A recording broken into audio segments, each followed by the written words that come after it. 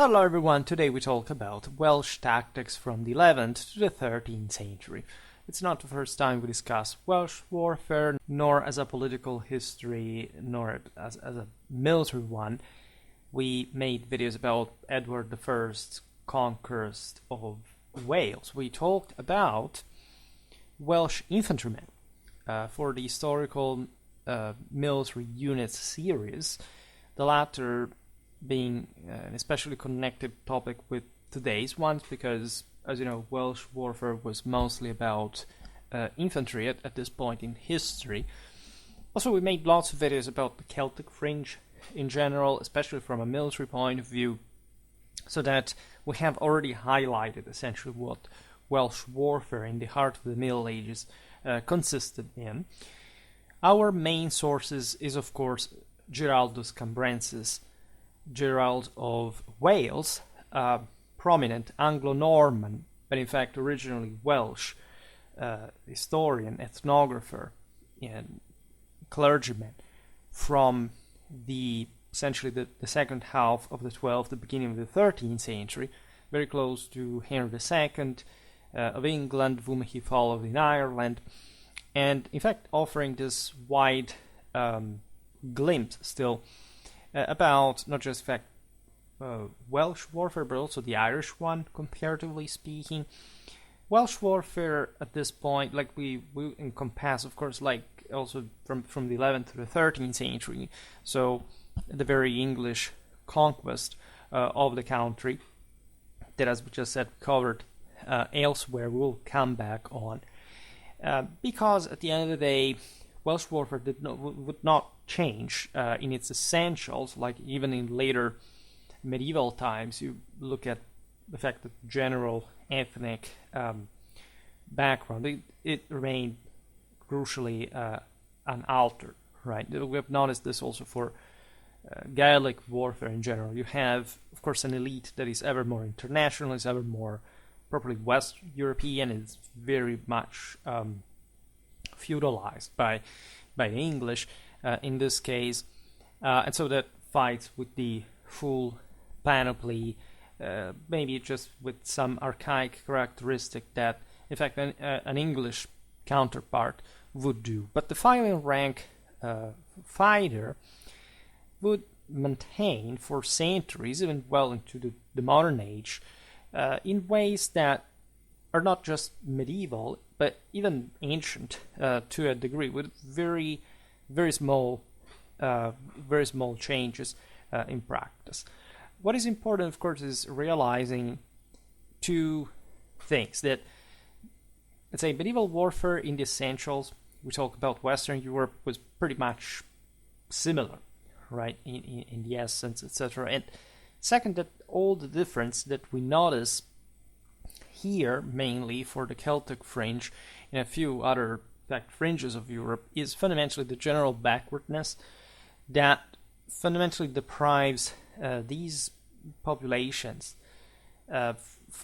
from a more, statally centralized development capable of fielding larger sort of forces, provided with a very strong professional core, drastically reducing their chances to stand their ground in open field, and consequently also in the international arena from a political point of view. This is how Wales is conquered by the English. As you know, there is a very interesting and stark contrast of all the sort of the insular Celts, like the Welsh are, I don't know, the ones who fascinate me the most. It's actually the language I like the most.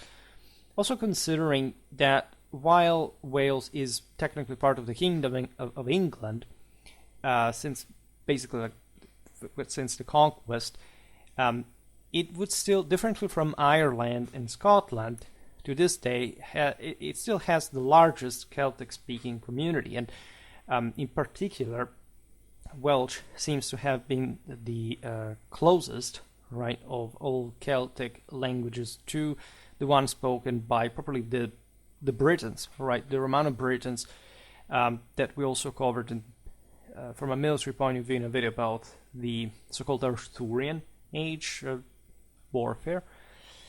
There are also lots of myths about medieval Welsh warfare. The hardest one to die is that the Welsh would have possessed some particularly better, but you could say even worse, archery capacity compared to the English. And great part of the reason for this is the the caricaturization of Welsh warfare through some anecdotes by Giraldus Cambrensis that are not even meant properly to make that point, and that very often overshadow a broader misunderstanding of modern, analysts, if we can call them, regarding properly the essence, the nature of Welsh warfare. A bit like the story of, the northern Welsh had more spearmen, the southern Welsh had more longbowmen, as if that, or archers to begin with, because also there wasn't anything specific about the use of the longbow, not just for the Welsh nor the English or any British, but also for any other Western European. The longbow has always been used in Europe simply because it's just a bigger sized bow designed on the designed on the body of the user, of the shooter, in very traditional, practical ways.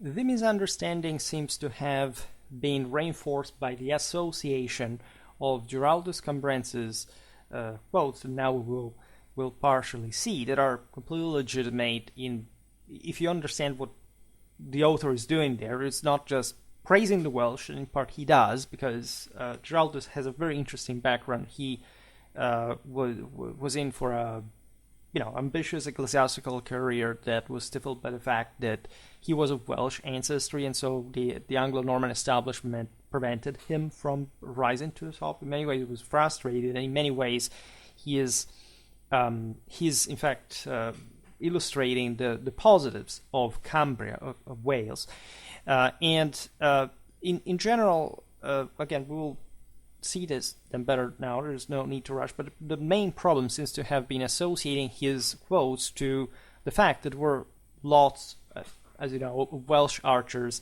in the English armies, especially during, in the indenture system, in the English armies of the 100 Years' War, right? And the simplest, if you actually look at, for example, the pay of, say, Welsh archers compared even to the English ones during the 13th century, I made a video about 13th century English infantry. We also told this in general in another video about the general English and Welsh warfare of the time, during more or less the same era. I realized that English archers are paid even more than the Welsh ones at the time. The simplest explanation is that, of course, the Welsh were nor better nor worse than the English at archery. At most, they may have been better than the Irish, because admittedly when Henry II brought these Welsh archers in Ireland, they killed a lot of Irish on one occasion, also because the latter were notorious, pretty much like the Welsh, which is part of the reason why you use a lot of archery against themselves, normally tribal warfare, died because of lack of armor.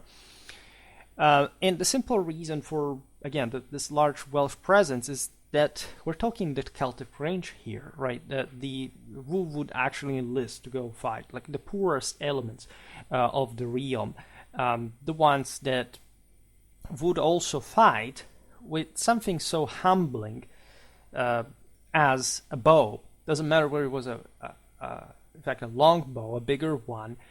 And it doesn't even matter if the later English gentry developed this sort of romantic fascination with the longbow as a sort of popular, sort of anti-tyrannical weapon that was actually never successfully used in that case. If anything, if you look at the English armies of the 100 Years' War, you realize that they are the only exception in Europe of prevalently infantry, at least fighting, because they weren't even properly conceived to be prevalently infantry armies, that were completely designed as such, not by peasant revolts, not by bourgeois trying to liberate themselves, but by one of the single most monarchic monarchies, one of the most tyrannical monarchies, if you want to add that sort of streak, which is the beautiful story of the magnificent armies of Edward III that nobody really talks about, right? And I at least made lots of videos about, let's say, infantry victories, or at least we haven't even technically begun, made video about Kortreg, yes, and we talked a lot about other, let's say, about this specific dynamic, but we really have to go much more in detail to that. And I always stress and emphasize the fact that archery, especially, this is the myth that was a bit nurtured in the Anglo-Saxon world. Still, I don't know, such a figure like Churchill could write a history by stressing that this longbow was such a big deal. It is, in fact, a myth, right? It is, in fact, I mean, if you actually studied the battles of the period, we talk Poitiers, for example, in some detail.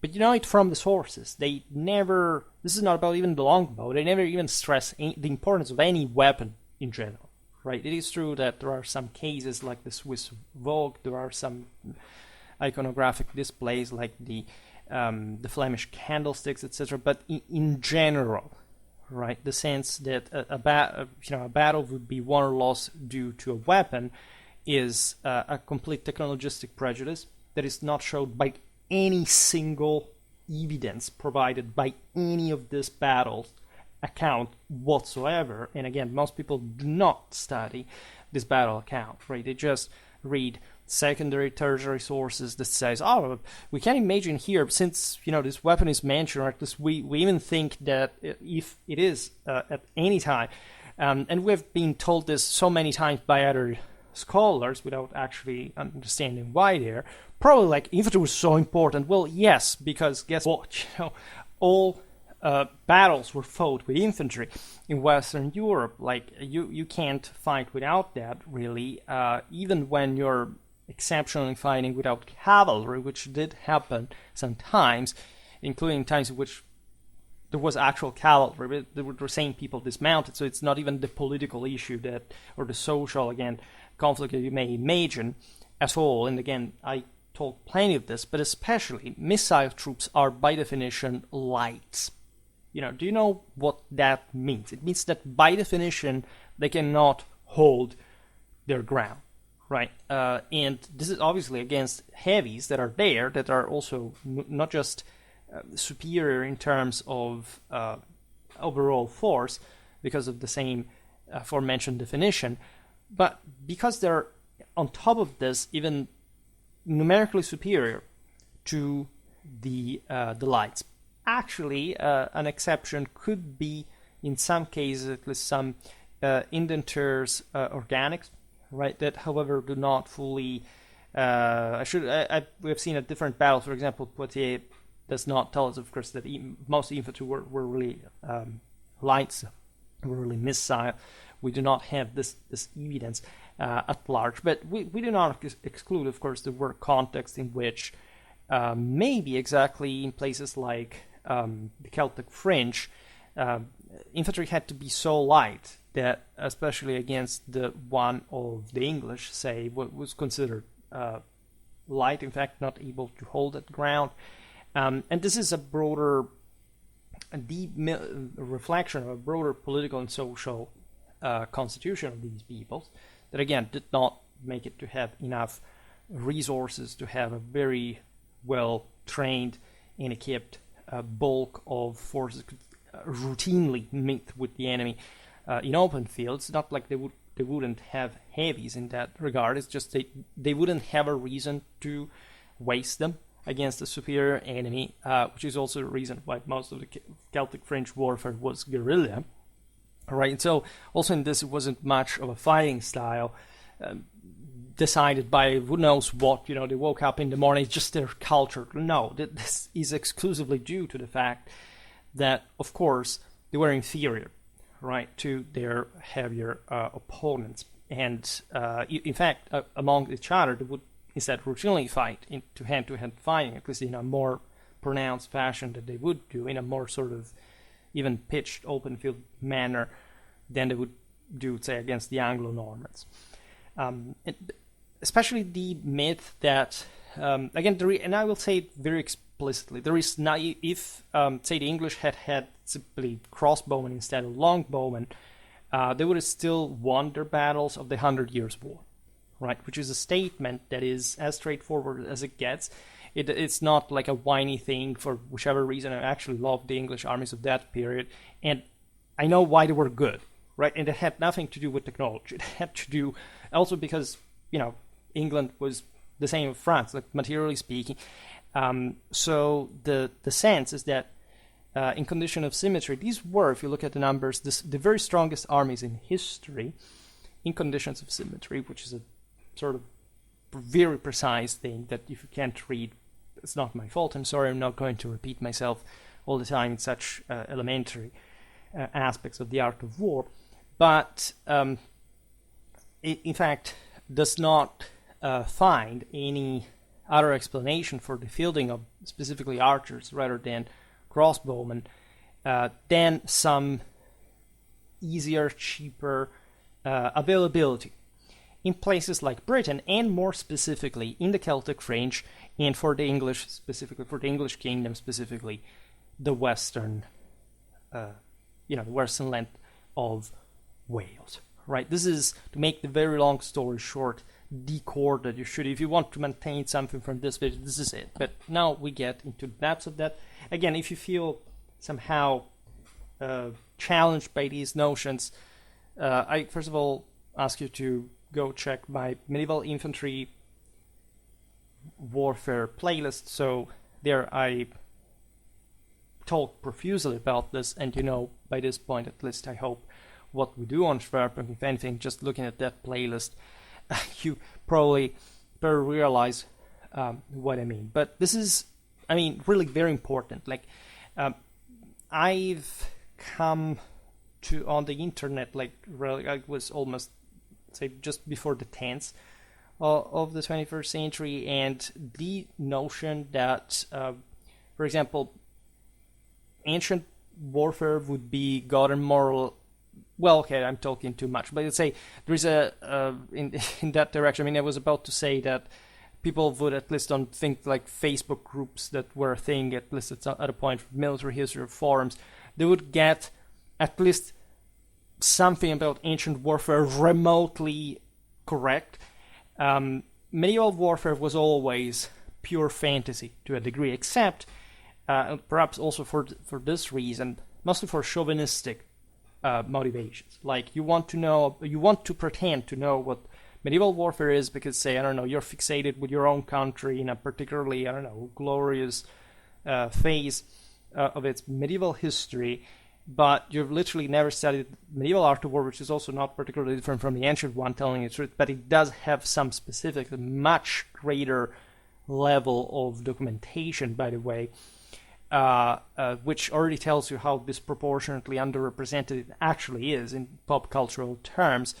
And without that, you can't really understand medieval warfare. And I'm sorry to say that, because my channel makes disclosure about this, so I could simply be lenient and tell the story, but I would like to stress the moral, sometimes even if not the political, at least the cultural reasons for this, right? Why people make mistakes, why people essentially create mistakes at the root, like before even approaching the topic. While this is sort of relatively accessible, especially through Schwerpunkt, I'm really,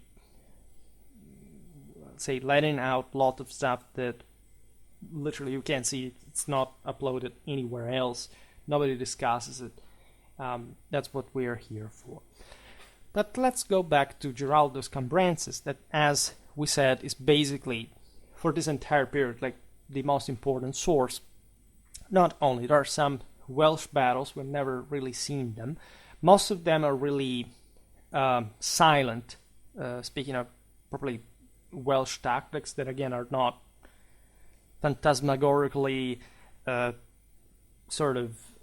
accept different, whatever. They were just fighting in the way you would normally expect peoples like this to fight, in relation especially to certain steamrollers like the Anglo-Normans, right? To very briefly sum up what Giraldus Cambrensis offers as extensive insight into the tactics employed by the Welsh, especially in his times, in the 12th century, we could, again, use just two words: ambushes and raids. Right? This, of course, is not properly tactics, just like they can be understood strategically, mostly. And that's, of course, the dimension that informs eventually the same tactics. The sense is that if you have to set up ambushes and you just basically try to avoid the enemy by raiding here and there, but not really facing on a regular basis your opponent in open field, you are declaring that you are essentially inferior. Right? Many people have problems with this also because guerrilla is a strong form of warfare, but it is fought only in the moment to which you cannot concentrate enough strategic forces to give the punch in the face and knock the enemy out and take over the campaign theater. Right? We made really lots of videos about strategy, tactics, for reading and commenting on the Von Kriege, so you know why that happens. Right? Warfare is not just about deciding for some strange reason to do this or that. Right? If you have a force to punch the enemy in the face, that's the first thing you must do. Right? Because you do not waste power. Right? You have the chance to make the greatest damage in interest of time, and so drastically increase your chances to knock the enemy out on concentrated forces. If you don't do it, which nobody does, if you do have the forces, you're an inept, right? And in general, this just does not happen, right? It's not a matter of, you have a dumb general, doesn't do it. There are reasons, right? Just the way eventually forces, subunits operate, coagulate, aggregate, corresponds to that very specific strategic purpose. So it may hurt, of course, the feelings of those who look at the Celtic Fringe maybe for, a sentimental, romantic way, but that's the only reason why these guys fought in that way. And again, in fact, when they had enough forces to spend, even though they, really didn't go that far with that, especially the Welsh in this period, they would do that, right? They would employ the same strategies of the later rebellions. They would face the enemy in open field with consistent, bulky forces that they had. And again, that's not something they had to invent. Again, the reason why you don't meet your enemy in open field, or why otherwise during guerrilla warfare you fight with hit and run tactics, does not mean that you do not have heavy forces, or maybe you don't have enough of them, but of course you always have, in general, like in any given force, like mostly, and this is the case Western warfare in particular, heavies, right? So you don't have a majority of of forces constituted simply by light troops. They maybe will run, but they're actually armed, and admittedly very scarcely armored for engaging to hand combat, as any fighter in general, but still, like the Welsh, knowing how to stand their ground, to say the least. Now, Giraldus Cambrensis notes that the Welsh favored combat in challenging terrains. We've seen in von Clausewitz also why that is the case. Right? It's not like they were necessarily better off fighting on challenging terrains. You may be habituated to the terrain itself. You may have a more primitive, a wilder people that is more habituated just to fight in forests, in mountains, etc. But if your point is waging war from or on in forests or mountains, the point is that you are, again, defending the poorest part of any place, right? And you're basically not coming to grips with the enemy in open field, which means in the lowlands, right, in the valleys. And you're there not for any specific appreciation of challenging terrains that are going to be challenging even for somebody who may be individually habituated to it for you.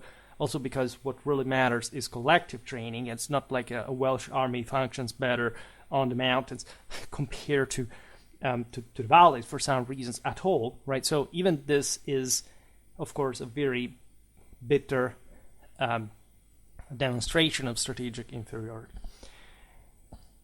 You can imagine rough or marshy ground. Some of these people would be so desperate to be chased up to there, like finding the only safety on such terrains.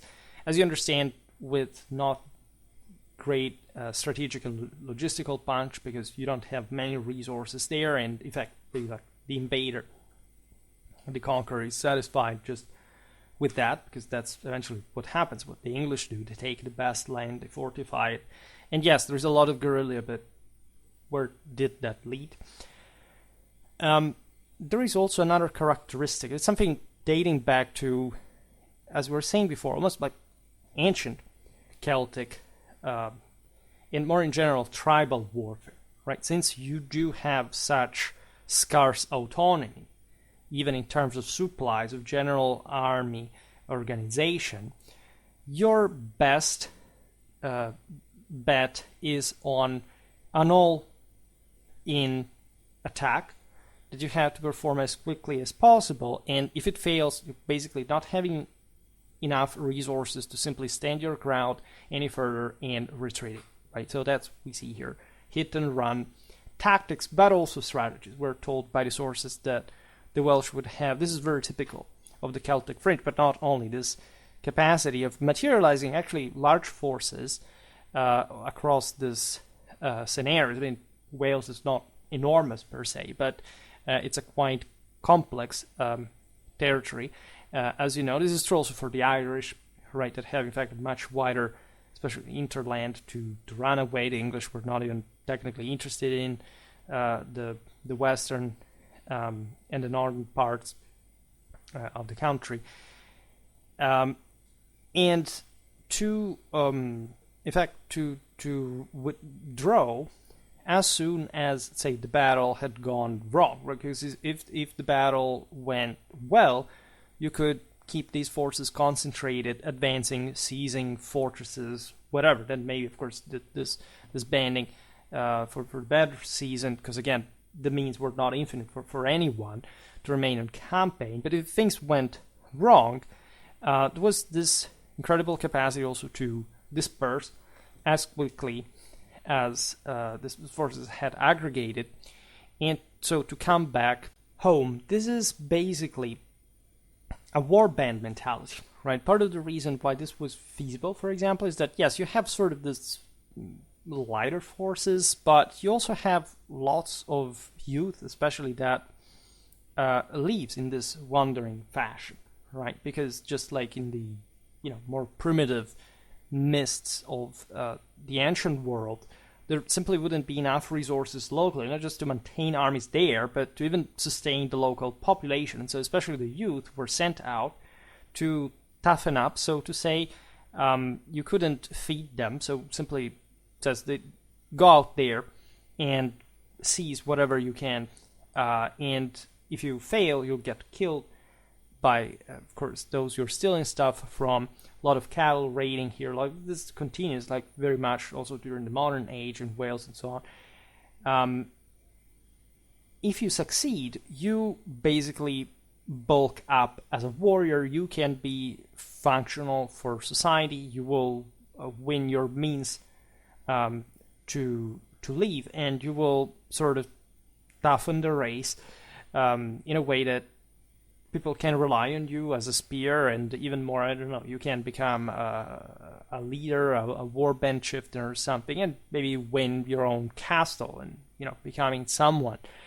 There's a lot of course, of cooptation from the side of the English at this point.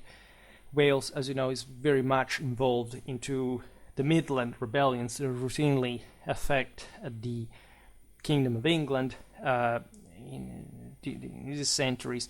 and they have mostly the destabilizing function, right? These guys come from, they support mostly the rebels against the crown. They loot, and they count on this relatively decentralized position to come back home. And since especially the kings would have had to mostly cope with the rebellious barons before dealing with the Welsh, if anything, just for the main power of the rebellion, so a greater sense of political retribution, but also for simply confiscating much richer assets from the traders, right?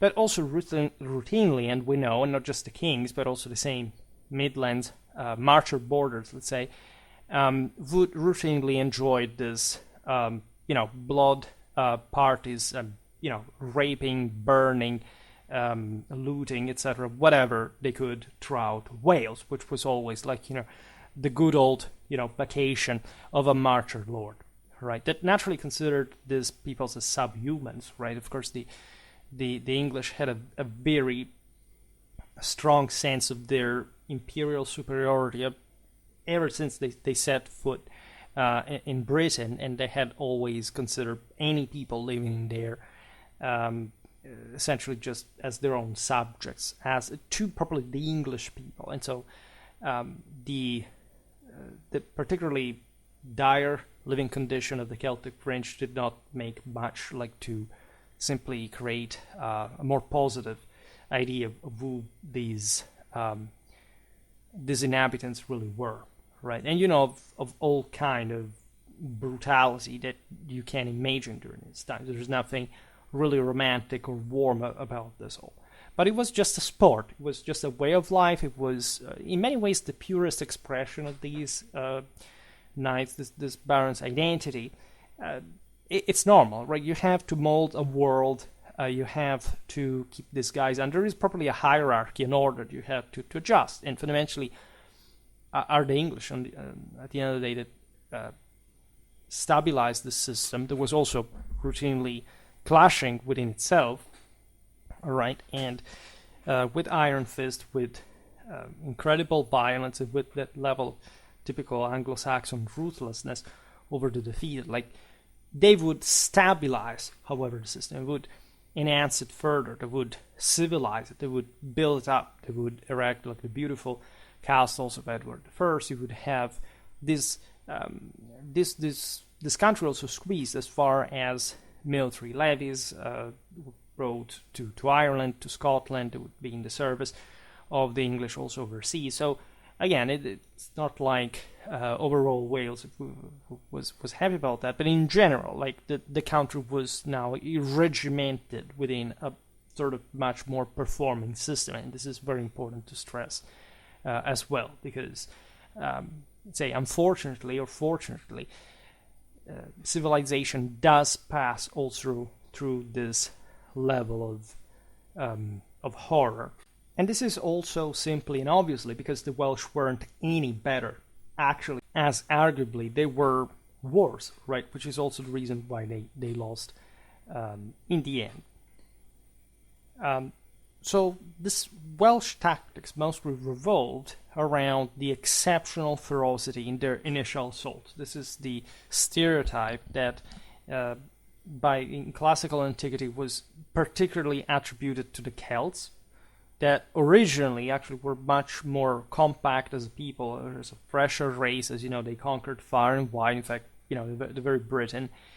But in say compared to the early Germans, say by late Republican Roman times, the general cliche is that the Celts were sort of more spent people, and they mostly concentrate everything on the first charge, after which if this failed to break through, would actually bring to the immediate break of the formation. The Germans were instead credited with at least, withdrawing with some good order, like alternating charges, even though more or less these people fought in a very similar way, but tendentially, all right? So, of course, in medieval times, the essentials have really changed to an important degree. I mean, the Anglo-Normans, we pointed it out before, now they bring the single most advanced military culture. in the West, arguably in the world at this point, that is the Western Frankish one, right? And they simply can't put up with, I mean, there was much less difference by those time standards between, say, the Romans and the Gauls when they met throughout the centuries.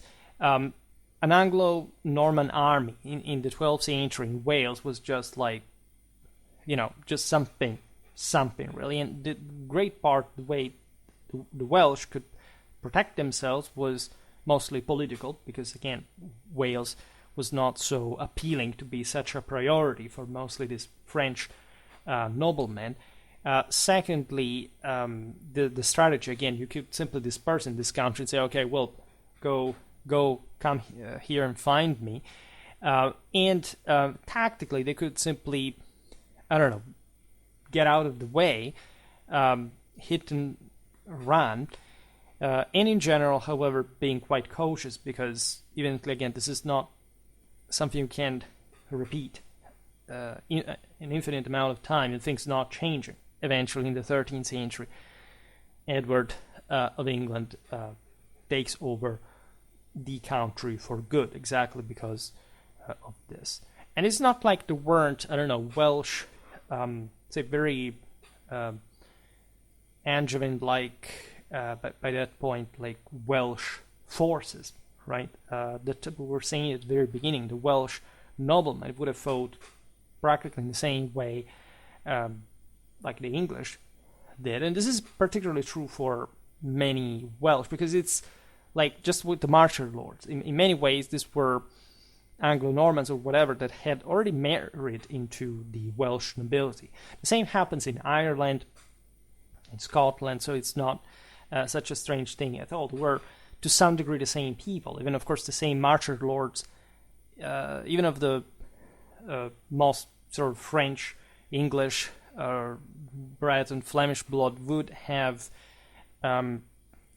normally fought in a bit of a cheaper, lighter, and even more ineffective way compared to, whatever, not just like, the English royal household troops would have done, but still like the bulk, the cream of the Kingdom of England knighthood.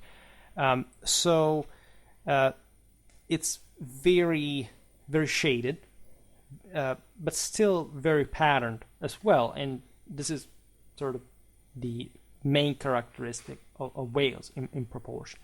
The point of these peoples is that at large they could have their elite fighting on horseback, but they wouldn't have, because of the very scarce social stratification and amount of surplus, to feel enough of them to simply, again, meet the enemy with an equal amount of heavy cavalry battle lines capable of sustaining the engagement, so that at the end of the day, Welsh armies were fundamentally about infantry forces. There would be, again, pockets of cavalrymen, but at large, the overall tactics was maintaining, standing their ground.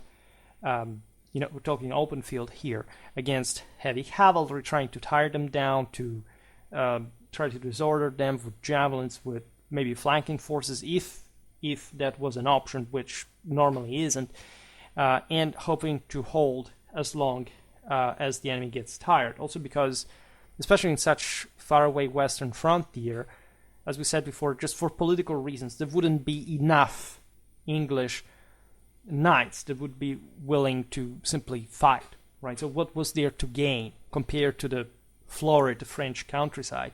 Really not much.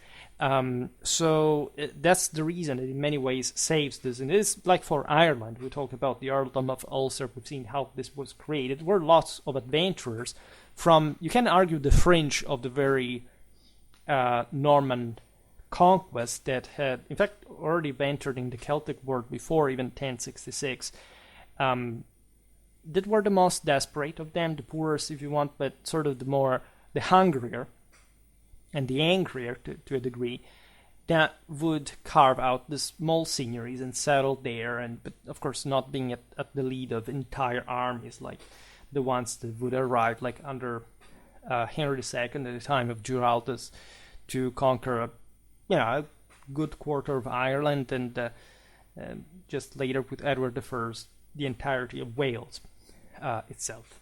Right.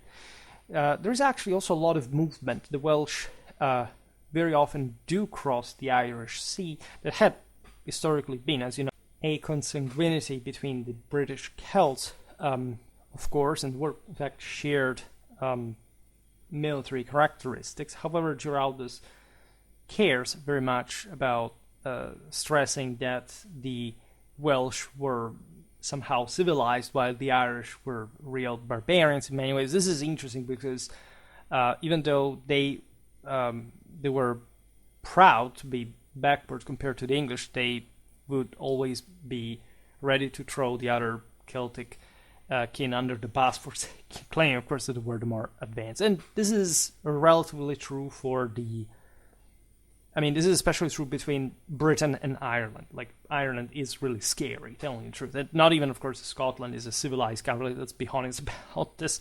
But in fact, the Welsh can't boast really much more, and especially Scotland, not even, right? But indeed, Ireland is by far the most backward. In fact, also the least military effective of this. Also, much so that the Welsh are somehow performing there during the Anglo-Norman explanation.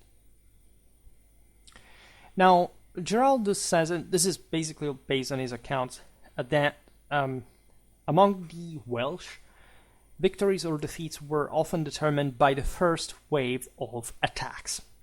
They were habituated to do so among Welshmen themselves. These attacks were characterized by loud shouts and high-pitched notes from the quote, long trumpets they carried. So there is definitely an emphasis on that Celtic furor, like stressing the importance of the charge, being there some scarce collective training, because that's what poor statehood and scarce resources really do, right? You don't have enough troops cohesion. If anything, these clans are all scattered across the land. There is not really much of an hegemonic power, not even the north of Wales, Gwynedd, that is the sort of most advanced part of the country, that in fact does have the better armies than the heavier infantries. Cambrensis described the Welsh as formidable adversaries during this initial intense onslaught and the barrage of javelins they hurled. That is also very ancient warfare style. Like, before charging, they threw their javelins to soften up the enemy lines and then impacting in them, and so hoping to gain that advantage even before impact, right? And you can imagine them being very, very good at this, right? Except if your opponent is, a battle line of heavily armored knights charging at, with crochet lengths at sort of canter speed. Like, you can be as good as you want at throwing javelins in a coordinated fashion before the attack. You will simply be steamrolled in the process. This is important considering, of course, that heavy infantry was there. There was no way to cope with heavy cavalry in open field without, a screen of pikemen that would be charged anyway. I mean, the myth that the knights did not charge into the pike is hard to die. They would always do it, even during pike-shot warfare, actually. If the consistency of the formation is too weak, this is not done by the weapon, it's done by the man. These are worn out, they're exhausted, or simply don't have enough cohesion. Like, you will simply charge straight into the pikes and you will start butchering down these people like grass. Naturally, in medieval times, there are all ways to try to stop that. You have to remain really, thickly compact. You would have some these guys in the front to mostly stop the impetus of the enemy cavalry. And even if some of the knights enter the formation, you would have in the posterior ranks guys more or less equipped to deal with can openers, with bludgeoning weapons of sword. And you see here even we see some double-handed axemen among the Welsh, whatever. But So again, this is pretty universal. It's not like there is one people that has this or doesn't. Basically, all medieval Europe does that, except here, Welsh infantry is normally too light to simply be that effective at that, and so you don't even have it facing like such heavy and powerful enemies in open field on a regular basis. Giraldus warned that should the Welsh encounter resolute resistance and be repelled, they could quickly descend into disarray, right?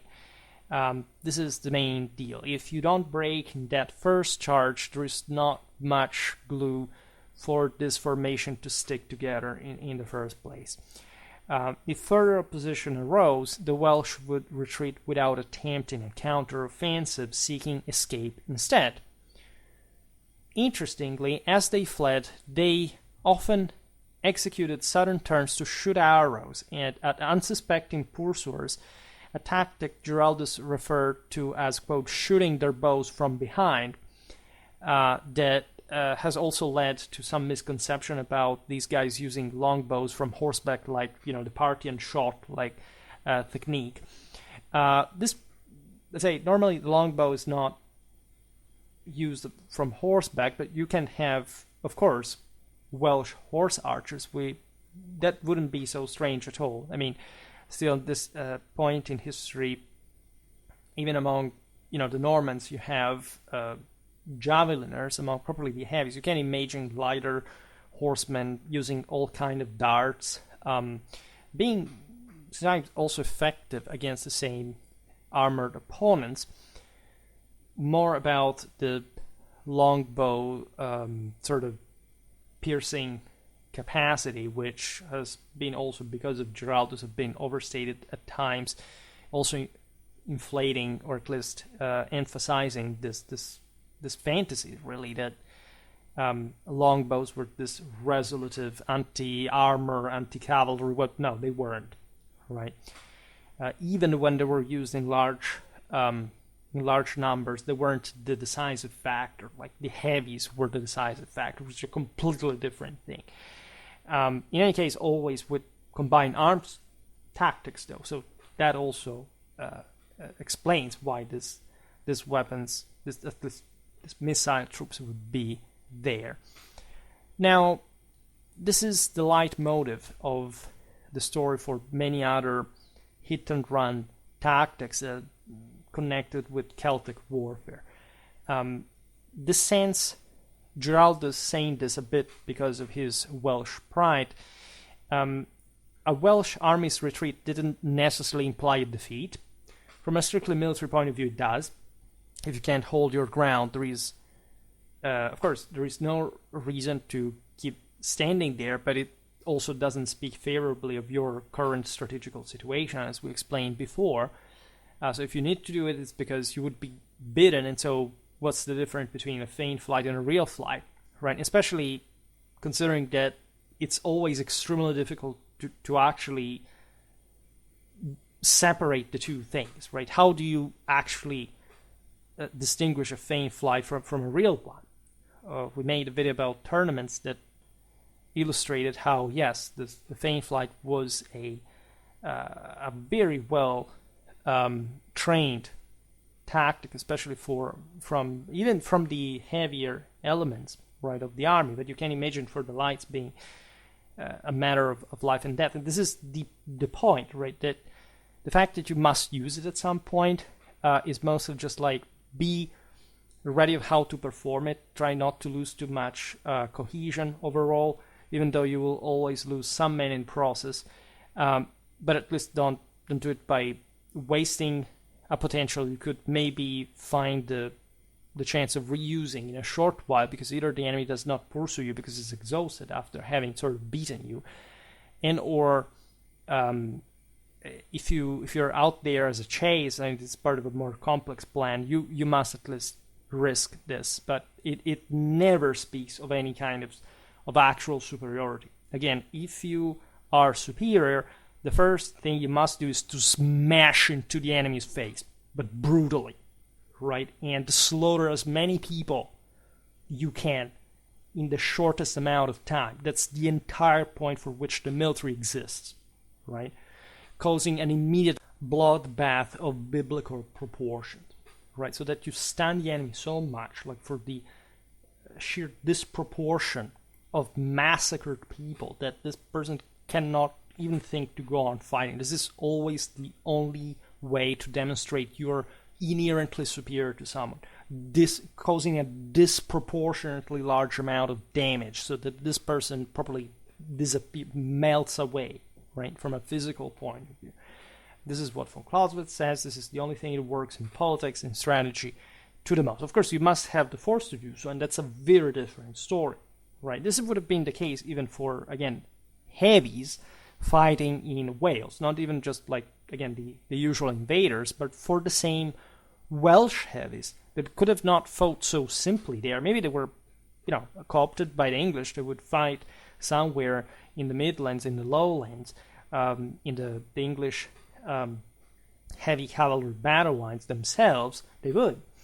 But in Wales, they couldn't simply do that because, say, terrain was hampering that more often than not. And we know, for example, before 1066, that Harold Godwinson fought in the traditional guise of the Anglo-Saxons in a heavy infantry phalanx as a Norman, right, in the Western Frankish kingdom, as a heavy cavalryman, right, practicing this very intensively collective cavalry tactics, and on the Welsh border, how, right, as a lighter cavalryman, right, and the Anglo-Saxons, by the way, were already like habituated to do so at the time. This is what, again, the martyred lords would have done, say, at this point, while habitually fighting in Wales. In contrast to other regions of Western Europe, where a retreat may signal a rout and a loss of morale, the Welsh viewed flight as a tactical maneuver rather than a source of shame. Why? Because strategic principles do not work in Wales? Not. The reason is that since you can get out of the way quickly into this hidden forest paths or uphill or some rocky terrain, whatever, the sense is that if you fly, because you must, as we've seen, you can somehow come out again in a relatively good order, right? Because these troops are habituated to do that. This is what paradoxically they were actually superior to the English for. The fact that they could simply, like even from a psychophysical point of view, be more habituated to withstand this trauma of retreat, which is surely like shocking in many ways. But also the physical, like the exhaustion, right? They generally need to run fast. We know that also about the Irish, that they had to literally run as fast as cavalry. Of course, like they wouldn't fully make it, but they were very good runners, and they were sort of in their primitiveness, in their wild lifestyle, be more trained than others. If anything, even if, I don't know, a mailed horsemen would dismount, like they couldn't simply run because of the heaviness of their equipment. So the latter, even when winning the field and clearing it from the Welsh, would get the hell out of the way, couldn't simply chase them into, say, these dark alleys in the Welsh nature and the Welsh landscape, because they were very risky places. You would really fall into ambushes on a regular basis. This is also where mostly the Welsh preferred to attack the enemies from, because certain paths could not be avoided. Certain routes could not simply be bypassed, right? And that's exactly where the Welsh would wait for you, like throwing, tree logs, stones, and the typical sort of ambush style to block you, not being able for you to deploy in line, and not really being able to fully deploy your potential against these troops. Again, if this happens on such a tough terrain, it's because you have retreated in this tough terrain. That's not a normal place to be for a winner, right? So that's the premise. However, gradually, like, the hope was that through this guerrilla, the enemy would be worn out to the point of being politically motivated to continue the fight, and so to delay sort of full conquest. But that can only delay that, right? If there is not a better build-up with startled forces to field actual armies in open field. As Giraldus noted, even when faced with defeat, the Welsh would regroup and re-engage without losing spirit, right? Moral forces were really insane, because it was either survive or not, and there was no other way. Everything was simpler in that regard. There were less options, and these men were quite sturdy race. They wouldn't live that long, like in such general circumstances, but they would know their way. They would know what to do, and they would do it. They were habituated to do that just on a regular basis in ways that, many, say, Anglo-Norman forces, especially of foot, would have probably by that point, with their gentrification, not even imagined could be performed. Now, while the Welsh might not excel in open field battles, their strength lay in ambushes and nighttime assaults as well. They could be easily vanquished in single encounters, but proved difficult to defeat in extended conflicts, as they were resilient against hunger and cold, maintained their stamina during fights, and remained undaunted by setbacks.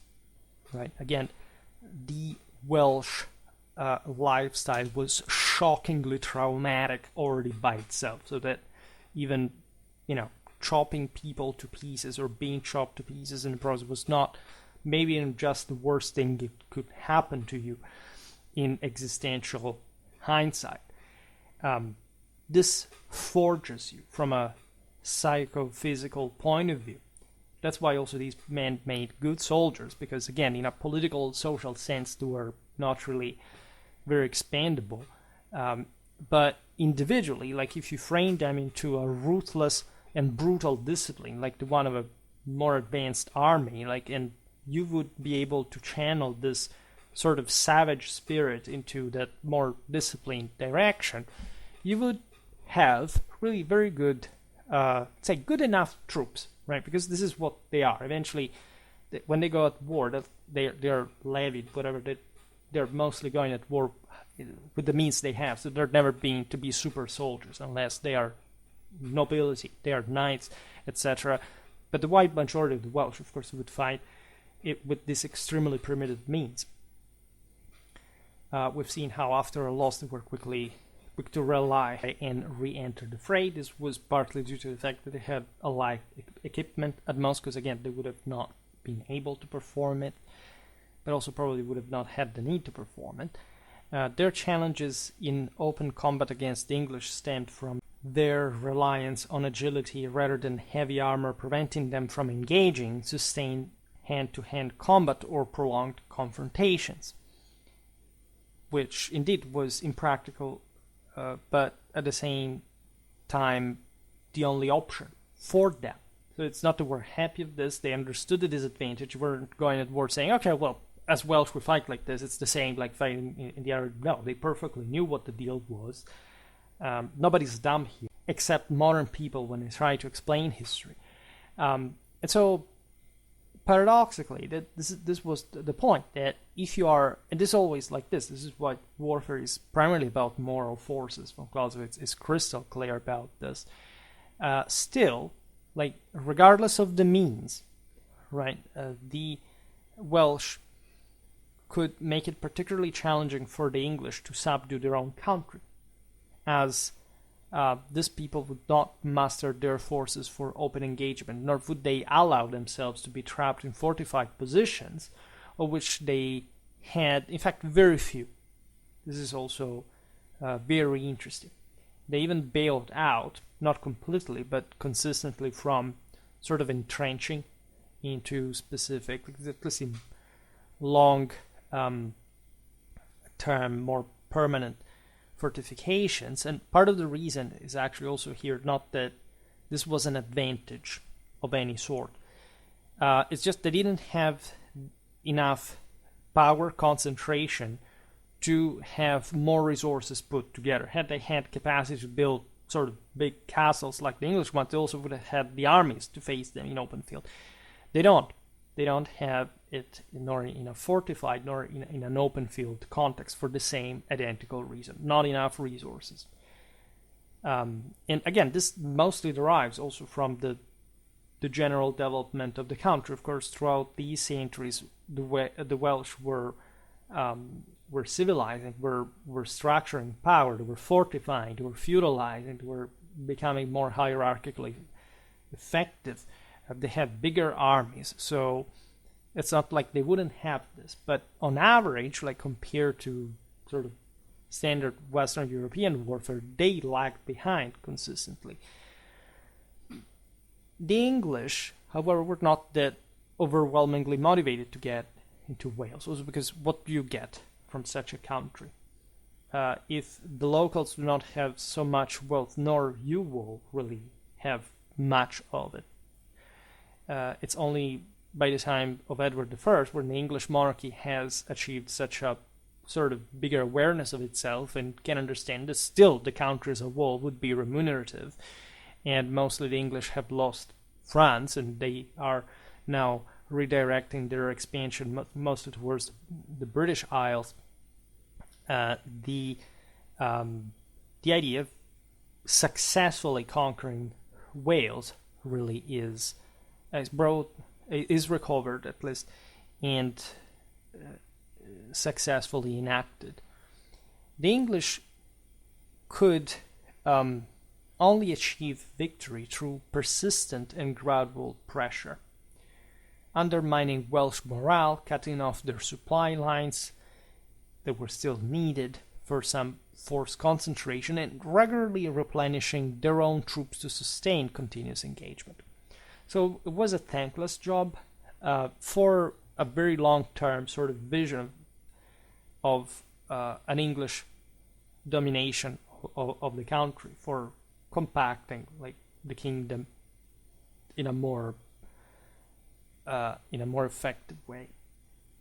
Giraldus also recommended that any commander seeking to defeat the Welsh should amass similarly lightly armed troops familiar with their combat style, as we've seen Harold Godwinson had been doing this already, and the English, especially marcher lords, knew this too.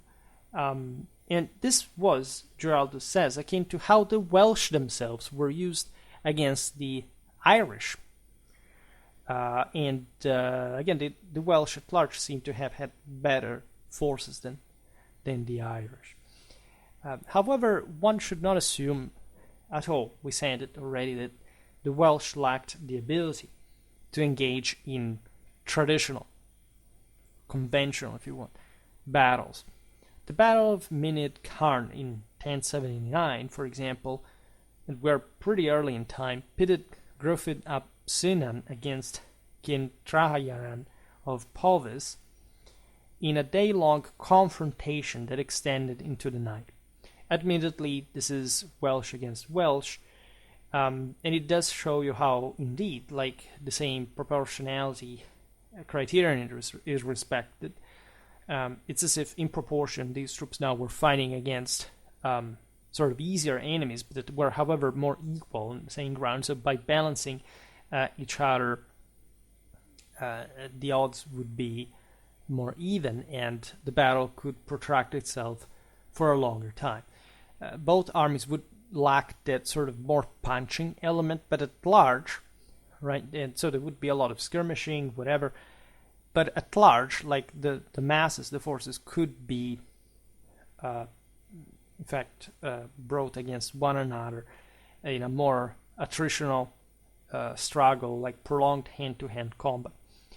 These are relative exceptions, like engagements of this kind would happen at different scale on a regular basis. Again, it's not like the Welsh normally fought as like hit and run skirmishers, right? We know of this because mostly we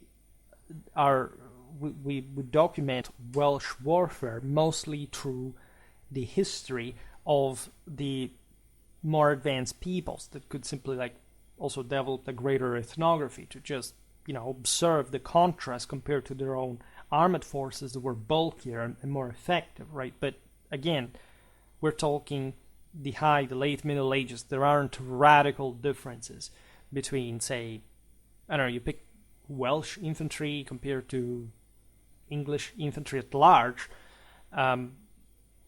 They look pretty much the same. They're almost like the same people in many anthropological ways. Just the tendency is, of course, tilting towards that sort of proportion. We find the Battle of Krugmar. These are all battles we'll cover in depth in our tactical reconstruction series. Here we are in 1136. You have a significant Anglo-Norman force of 3,000. Again, it's not like an enormous army, but for the times and the places especially is being decimated in a prolonged fight. Other characteristic of this type of warfare was bringing, at least having the advantage of numbers, paradoxically, because you can more easily you have lighter troops, but in this sense they're cheaper. So the odds are somehow balanced in the measure in which you can compensate for, say, individual or collective quality by bringing lots of numbers in. And in this case, you must be good just at exploiting terrain, which is very difficult for you as well. So in none of these cases you find, again, the dumb people that is defeated by the smarter people. No, it's always like a very balanced situation, especially the bigger engagement is always like the fruit of a more balanced order, right? It's in smaller engagements, you can find even things like, I don't know, a guy killing 10 people. Like it does happen. It's infrequent statistically, but it does happen. In larger battles, you sort of never have that. You literally lack even the means to even do more than defeating an army that is, I don't know, thrice your size. And in this case, again, the Anglo-Norman force massacred by the Welsh is overwhelmed by, in fact, larger forces that in general will gather, right? Normally what happens during ambushes is that like all these chieftains are very paranoid just from a cultural point of view. They are always sort of plotting against each other. They lack cohesion. But for some political strategic circumstance, they're brought together because, again, there is an enemy force that has invaded the country. There is a generally shared sense that must be stopped. And so there is a clan that is sort of more warlike, at least that is pushing more for direct engagement and is betting more on that, investing resources, being on the first line. So this is very important because you may even win, but suffering more losses and therefore losing in the political game at home. And there are this other clansmen that are sort of, maybe they perfectly understand from a military point of view what is going on. They should intervene, but they don't want to because maybe, of course, they are actually negotiating with the English in secret, like everybody's doing. But they also they want maybe to damage that rival, hoping that it goes bad for them, so that maybe the next clan rises to power in the area. Similar things, right? So mostly ambushes are fought over a protracted amount of time because of this initial bottling, it's erosion of a still dangerous enemy, and then as quickly as the situation starts degenerating for them, then everybody falls in, and so you have this overwhelming numbers whereby you have literally the massacre that you imagine, right? Nonetheless, when we look at Welsh warfare in general, and this is a problem again we will have to look at better in other videos, information about especially such early battles and general Welsh tactics is scarce, right? At Krugmar, it's known that the Welsh structured themselves into 3 divisions that seemingly flanked the Anglo-Normans, which is quite interesting because, again, these corresponded to different leaders and they had to cooperate. They had to have this collective synchrony and agreement and so on. Also, flanking the enemy is not always an option. You have just to be very, very good at luring him on the right terrain at the right moment. You have to be very lucky. There is no victory without a component of luck. In any case, these things do happen. They're rare, right? However, the most substantial details about Welsh tactics emerge later in history. This is especially true about probably the battle formation of the Welsh armies, such as the ones employed at Orwen Bridge in 1282, at Maes Moedog in 1295. So we're at the end of Welsh independence, and so in the late 13th century, where you have the most fully fledged, updated sort of Welsh armies you can imagine historically. And in both instances, the forces were mainly composed of North Welsh spearmen arranged in a formation akin to the Scottish skiltern. There also wasn't anything particularly, characteristic for that matter. The main point is, as before, like we know from the sources, angling their long spears to repel charging cavalry, which is the sort of most elementary tactic you can imagine in that context. Now, the North Welsh spearmen, why? Because Gwynedd was the most advanced polity in Wales. Of course, it had, the greater statehood. This is essentially where the English themselves would rule from after the conquest. And so they had the better trained men, they had the heavier troops, they had more wealth, more surplus at large, and they could have better armies to train, to equip. The English chronicle Trivet noted that during the events at Maes Moedog, the Welsh, recognizing their encirclement, planted their spears into the ground with the tips facing outward to fence off cavalry charges. The Agnaby Chronicle later remarked on how the Welsh stood their ground, launching a frontal assault that highlighted their bravery. Yet they were ultimately defeated. So this is the normal tactic, like having this open field heavy battle line. It's the only way the Welsh can go upward. They don't, again, have enough heavy cavalry to have at least like this cavalry forces central to their effort. At least they have to make a much more concerted use of infantry, exploiting their skirmishers especially, and if anything, keeping cavalry in reserve, especially for flanking attacks or something. And they must stand their ground with this first ranks equipped with pikes that must keep the enemy cavalry at bay, and if the tides start turning in their favor, the mass of the infantry can simply take on the field, charging against the enemy and hoping to overwhelm him with numbers. Always bear in mind that here we're talking mostly about English foes, so guys we would normally fight with this, mostly with infantry themselves too, but still with the punching line, the decisive element being heavy cavalry, right? So then there are many different circumstances in these battles, divisions coming from unexpected directions, like forces needing to link up, like tough terrain. Again, if you don't study the single battles, you can't understand exactly how things would happen. The Welsh would often grapple onto the terrain, as we pointed out before, even in this sort of major engagement. So they would always be very cautious, careful, not to expose themselves too much, and then hopefully like committing all their forces at the right moment. an army predominantly of Welsh archers, let's put it in this way, would likely have deployed themselves differently and performed better. So an army predominantly of Welsh archers would have not quite existed. Again, you could meet forces that could be sort of compelled to leave the field if a heavier enemy showed up, so you can argue that that was sort of an army of lighter troops of some sort. It could be difficult to simply categorize as heavy or light a guy equipped with a couple of spears just to throw, still useful like in hand-to-hand combat.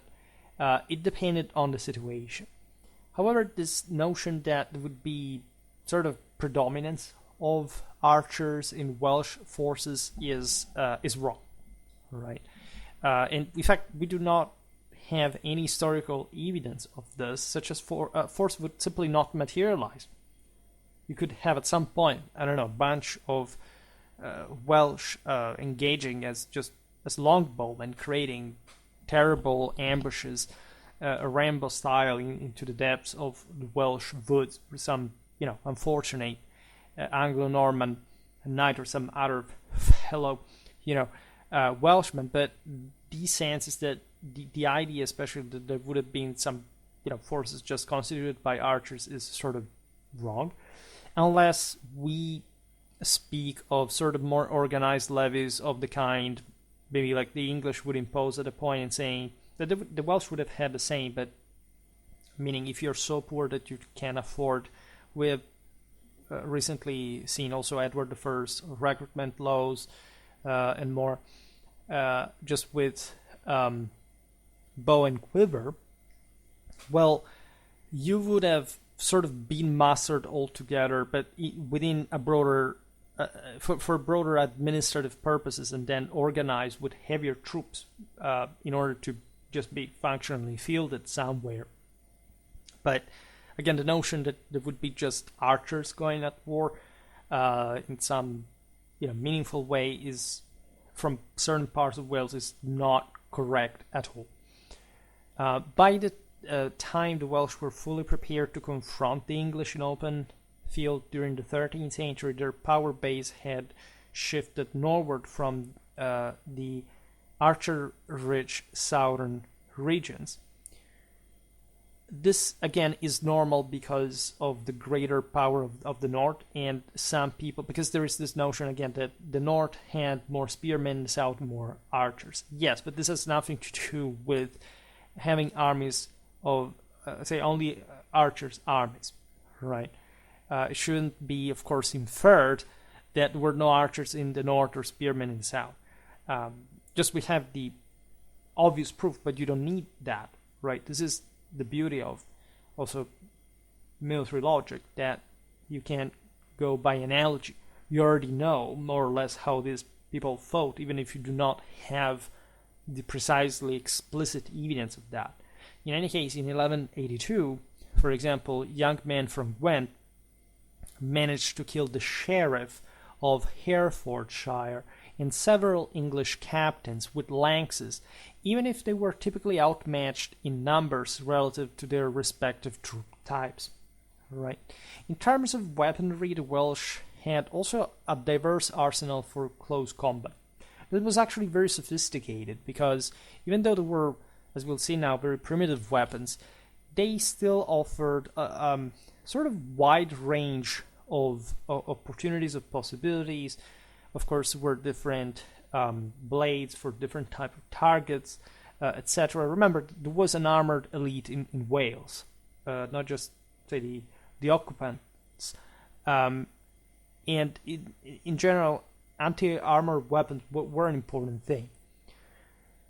We know these weapons, given the details provided about them by William Le Breton, who's another famous historian of the time, describing the creation of Welsh forces under Richard I, Richard Lionheart.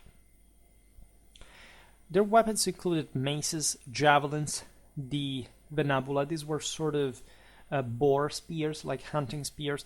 Gisarmes, that are some kind of pole arms. Again, you can't even quite fully categorize them, because it wasn't just the type of, here the terminology can apply to different things. They were mostly like, agricultural weapons, with different, say with a blade offering different functionalities like piercing, cutting, etc. This was, as you know, like these bull axes were sort of important for unarmored forces to engage, even like not necessarily armored ones, but still at a distance, because coming too close could be dangerous with such a low amount of armor.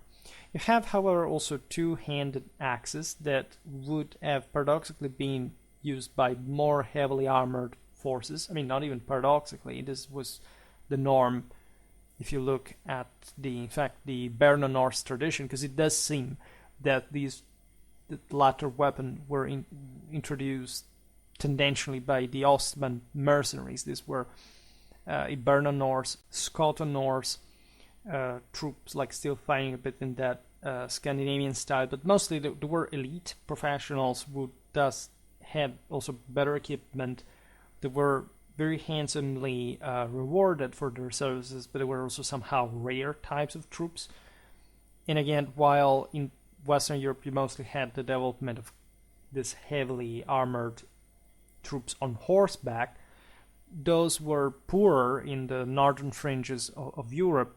They will know how to fight on horseback, but they will not necessarily actually have one or having it always available.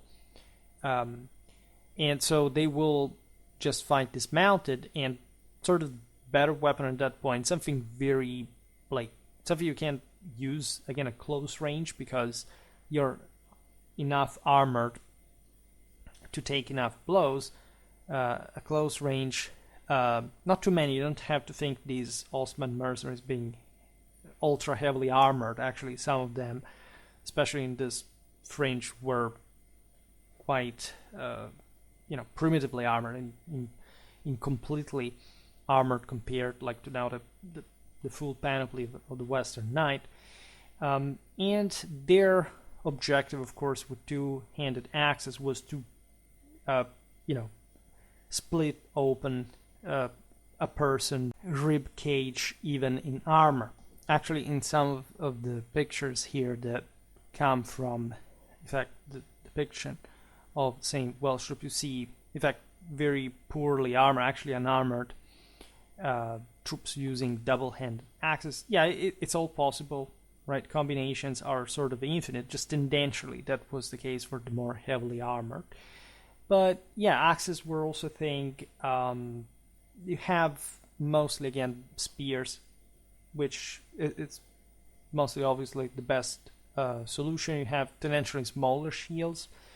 You don't have this bulky, heavy infantry lines that have to form shield walls to interlock, but no. Right? They are too light. They are too, they have to run fast. So they tend to maintain, especially, like, the shield is not even this overwhelmingly important element, right? Which is paradoxical, because there is actually a lot of archery, as far as we understand, not because of any particular, say, more of this now, it would have been effective, but sometimes speed or agility, so also the lack of protection could be some form of protection, right? So it could be smaller shields or no shields at all at some point. The Haynes, Gruffydd ap Cynan, even records Gruffydd himself fighting with a two-handed axe. This is more the elite, heroic side of the story, but most Welsh men would fight, as we've seen, in much lighter ways. Now, I would like to end, however, on this note of how important archery actually was in this. That is to say, why did the Welsh earn this reputation for archery? Where Geraldus Cambrensis does talk to us about Celtic, this Welsh archery, and we understand from it that the Welsh were at times successful. They were successful against the quite sort of naked Irish in Ireland. We can imagine being successful in that regard, but it's not like even the Irish would go simply without protection into combat just per se. But we can imagine some sort of gap that existing with the Welsh being sort of already more having specialized to cope with sort of more effective tactics, having advanced a bit more in the art of war due to the brutal habit of living next to the English. We know that the episode of the longbow arrow that pierces a knight's thigh, entering it the same horse belly underneath, so nailing this guy to the horse when he was armored. Like, so you have this sort of that most an anecdotal story that, however, excited this fantasy about the Welsh being so advanced and teaching the English how to use the long. None of that. There is no historical evidence whatsoever.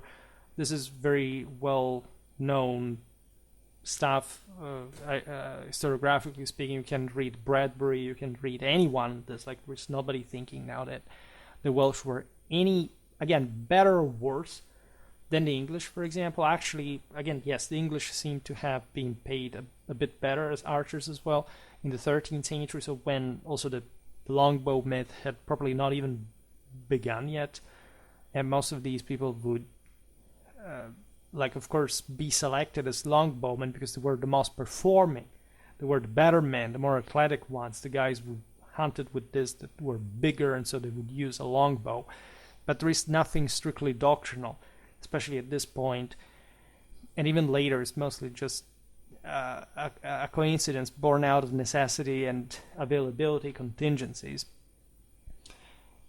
But were we to imagine a Welsh army, I think it's pretty obvious, even in the absence of explicit evidence, that this Welsh lancers and bowmen would act in tandem, would combine arms, tactics. They would sort of back each other up. They would try to shatter the enemy battle lines with this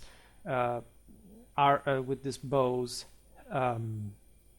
shooting, and then trying to break the enemy formation and repeat. Right, most battles went on like that, like a few minutes of engagement, then the battle lines separating once again, and most of the day being spent like shooting at each other, also with darts, and so there's nothing strange in this. But let's say that there is this sense that the combined armed tactics are not particularly stressed when talking about Welsh warfare. It's as if basically we just focus on the typology of troops, why we don't understand that they would always use this too on a regular basis in tandem, because that's also mostly all what they had, next to some sort of more medium rather than heavy cavalry in a stereotypical sense in consistent numbers, and that's it, right? And it's obvious that archers would have this this task specifically of softening up the enemy battle line. This is exactly what the English would do with this Scottish skill turn. I mean, if you have armies just composed of heavy infantry and bows, that's how everybody would use them. So there's nothing really strange about that. There's really nothing unique about the Welsh. We do not have, again, evidence that there is a major, let's say, a greater amount of longbows than in any other place, by the way, in the same Wales, compared to, say, England, or even, I don't know, Scotland or Ireland, or any other place, because, again, we see, longbows everywhere in Western Europe. There's literally not a country where there isn't a longbow. It's always existed all over Europe since prehistory. And the if anything, like the crossbow is taking is sort of gaining foot here. And the reason why the English later began to use so many archers is probably that they had so many cheap Welsh levies that were not so technically refined to just having adopted a crossbow on such a large scale, because they normally would hunt in this more primitive fashion, just would have them have more archers. I mean, it's that simple, right? There is nothing. Probably they didn't decide that. They just found themselves to use these troops. They found them effective. There were some advantages, disadvantages. It doesn't actually seem that the crossbow was underperforming compared to the longbow in any time in history, including during the 100 Years' War. That, again, does, in my opinion, has not even showed, even on one occasion, that longbow is superior to the crossbow. Right? We've seen it in so many battles. Nobody gives a damn about this longbow. Right? Just modern people. Medieval chronicles discussing the battle did not give a damn. And especially they do not say that battles were won because of the longbow. Because nobody would have said it. It would have been insane. Right? A missile element cannot win a battle for the time being. And there are very specific and concrete reasons why. Like the heavies in the battle lines are the most important thing. Mostly interaction between the battle lines that matters. But of course, there would be a constant support from the side of the missile, right? Then again, the Welsh would have these forces. They would regularly employ bows, but like any other people. And so there is really nothing strange about this all. There is no, no mystery about how these guys really fought. It's all much simpler. Less mysterious than we think, and so we should simply calm down and realize that we're lucky to know what warfare is to that essential degree that can simply make you dispel myths without really knowing too much in the very details, right? Without having it literally even explicitated. And this makes a lot of sense considering all what we know about these forces, their general effectiveness, the fact that you can win wars also with more primitive means. There is really nothing strange about it, and that's pretty much it, right? There is no mystery to solve, no particular issue to cover or understand how these forces would effectively work. And then there are battles that are always unique and that are always giving you some sort of new, different picture. Other than that, we will of course cover the latter in different videos, but remember, like, the essentials are always very simple, right? Then of course the historical work for documenting stuff, for putting things together to understand exactly how a formation exists on the field in the absence of evidence, or at least with just some hints, is sort of more complicated and difficult, right? But at large, you can be sure that things are that straightforward and functional. Like in warfare, especially, the most important in the engagement, the least the surprise, the least the sort of the amazement at however these guys could eventually fight.